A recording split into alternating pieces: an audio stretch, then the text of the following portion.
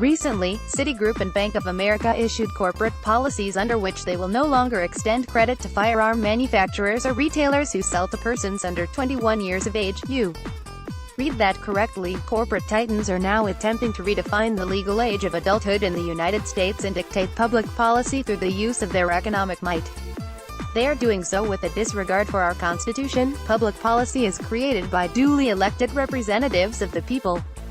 Our nation is founded on the concept of majority rule.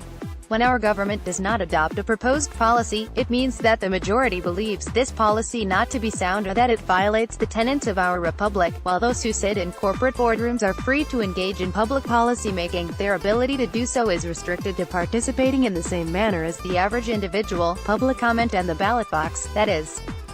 Why I joined Treasurer John Schroeder and others at the Louisiana Bond Commission meeting last week in an attempt to cut off financial institutions like CitiGroup from profiting off Louisiana taxpayer dollars while they discriminate on our right to keep and bear arms. It is also why I was so disappointed when our attempt to stop this practice was blocked by Governor John Bel Edwards and his allies.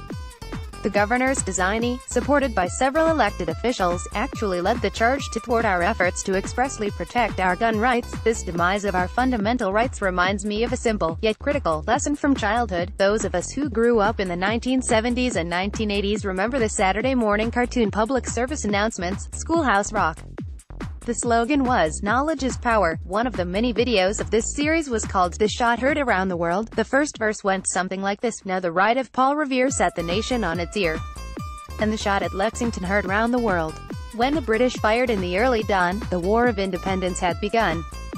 The die was cast, the rebel flag unfurled, and on to Concord marched the foe, to seize the arsenal there you know. Pause for a moment. This commentary illustrates why we felt the need for an amendment to the Constitution that preserves the citizens' rights to keep and bear arms. The battle between the most powerful empire of that time and a bunch of average citizen colonists began with an attempt at gun control. The colonists understood that if the British could successfully confiscate their guns, they would be helpless in preventing further oppression by the king. The chorus read, "Now the shot heard round the world" was the start of the revolution.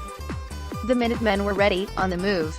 Now take your powder, take your guns, report to General Washington. Hurry men, there's not an hour to lose. If we allow the restriction of our Second Amendment rights here in America, we will not have the power to report to the General Washington of our time.